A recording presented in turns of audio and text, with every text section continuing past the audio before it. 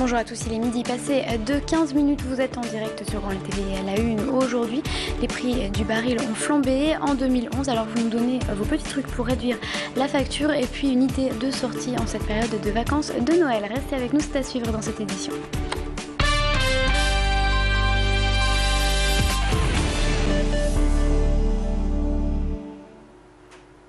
Et on ouvre ce journal en revenant sur les nouvelles mesures de sécurité mises en place à Marcq-en-Barœul. Le chemin de halage le long de la Marcq va être éclairé au niveau de la passerelle piétonne de Rhin jusqu'au pont du collège, juste avant la 22. À cet éclairage devrait s'ajouter de la vidéosurveillance. Objectif, éviter les accidents par cette voie empruntée par de nombreuses familles, mais également des sportifs, joggeurs et cyclistes. On pense bien sûr au drame qui a touché Natacha Mougel en septembre 2010. La jeune femme, je vous rappelle, avait été enlevée, violée et tuée alors qu'elle faisait de la course à pied sur un chemin de Marcq-en-Barœul. Les Marquois interrogés se disent quant à eux plutôt pour la mise en place d'un éclairage, mais contre celui de caméras qu'ils voient avec plus de réticence. Écoutez ces propos recueillis par Aurélien Flamand. C'est quand même des instruments coûteux. Oui, malheureusement, il faut toujours trouver des parades. Ça, je le regrette. Moi-même, je fais un peu de footing, de jogging. On en parle de temps en temps avec certains d'entre eux, là, plutôt positifs. Et pour la vidéosurveillance, pareil, je pense que c'est un passage obligé aujourd'hui. Ça permet de venir courir ici ou faire du sport avec les enfants le soir. L'hiver, c'est la nuit à partir de 5 h. Donc, voilà. On parle économie également dans cette édition. Les prix de l'essence ont flambé en 2011, en moyenne 1,34 € pour du gazole et 1,50 € pour du sans-plomb. Les records atteints en 2008 sont largement battus. Le contexte géopolitique dans les pays exportateurs et entre autres le printemps arabe serait à l'origine de la flambée du baril. Une hausse de 11 à 16% par rapport à l'année dernière, ressentie bien sûr par les usagers dans la métropole. Alors vous avez vos petits trucs pour réduire la facture. Utilisez plus les transports en commun, marchez pour aller au travail ou encore réduire vos déplacements. Après, il y a ceux qui font le plein en Belgique. Écoutez. Nous, on habite la Belgique, donc le diesel en Belgique est moins cher.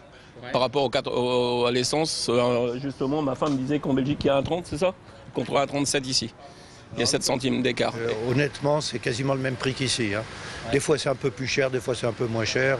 Je ne vais pas m'embêter à faire 25 ou 30 km pour un truc qui n'en vaut pas forcément le coup. Quoi. Les techniques, c'est j'utilise de plus en plus les transports en commun et de moins en moins la voiture. Voilà. Ouais. Pour aller au travail, je prends le métro. J'habite pas très loin des centres de commerce et je vais à pied. Alors qu'avant, j'allais en voiture. Alors, je prends mon caddie, je vais à pied. Des propos recueillis par Aurélien Flamand. Hier, vous l'avez vécu en direct sur notre antenne. Hervé Guéquière était dans la métropole. Le journaliste France Télévisions d'origine marquoise recevait des mains de son ami, le maire de Saint-André, une médaille. Beaucoup d'émotions présentes tout au long de cette cérémonie pour la ville de Saint-André, en tout cas qui a soutenu tout au long de la détention Hervé Guéquière, mais également son collègue Stéphane Taponnier ou encore leur guide. Je vous rappelle que les journalistes ont été détenus pendant 547 jours par les talibans en Afghanistan. Hervé Guéquière qui n'a été libéré que le 29 juin dernier. Alexandra Gossin et Tanguy Lécluse étaient présents hier. Écoutez les propos qu'ils ont recueillis.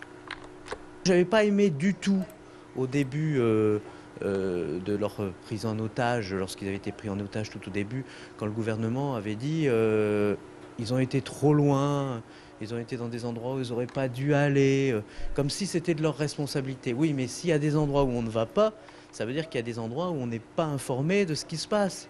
Et ça, c'est pas acceptable. Et au contraire, il faut rendre hommage à ceux qui prennent des risques physiques pour nous informer. C'est pour qu'on ait évidemment la possibilité de porter un regard objectif. Les bars à sourire, lieu plébiscité par celles et ceux qui veulent avoir un sourire de star, fleurissent un peu partout en France, mais également dans la métropole, comme par exemple ici à Lille où se sont rendus nos journalistes. Le concept de ce lieu, vous faire blanchir les dents pour avoir justement le même sourire que les acteurs hollywoodiens. On vous assoit dans un fauteuil, vous devez vous laver les dents. Du gel est placé sur une gouttière que vous allez placer vous-même dans votre bouche. Et puis le liquide justement présent dans cette gouttière est renforcé par les effets de la lumière. Si l'idée et les prix séduisent de nombreux clients, lui fait rire jaune par contre les dentistes, le corps médical qui rappelle que les propriétaires de bars à sourire ne détiennent pas de diplôme et ne peuvent donc pas toucher à vos dents. Écoutez ces propos recueillis par Macha Grunessen. On ne touche pas à la bouche du client, surtout pas. Non, non, on donne la gouttière donc avec le gel qui est inséré dans cette gouttière. Donc on donne la gouttière au client, le client se met lui-même la gouttière dans la bouche. Si on voit que la gouttière éventuellement est mal mise ou quoi, on va lui dire, éventuellement essayer de bien mettre, mais on n'ira jamais chercher ou remettre la gouttière dans la bouche du client, jamais. Vous vous ennuyez pendant ces vacances de Noël, et bien voici une idée de sortie en famille. Pourquoi ne pas aller en visite au LAM, le musée d'art contemporain de Villeneuve-d'Ascq, jusqu'au 31 décembre. Il est gratuit. La permanente du musée, mais également l'exposition Lanskoï sont accessibles à tous toute la journée. Notre journaliste Tanguy Lécluse s'est d'ailleurs rendu sur place.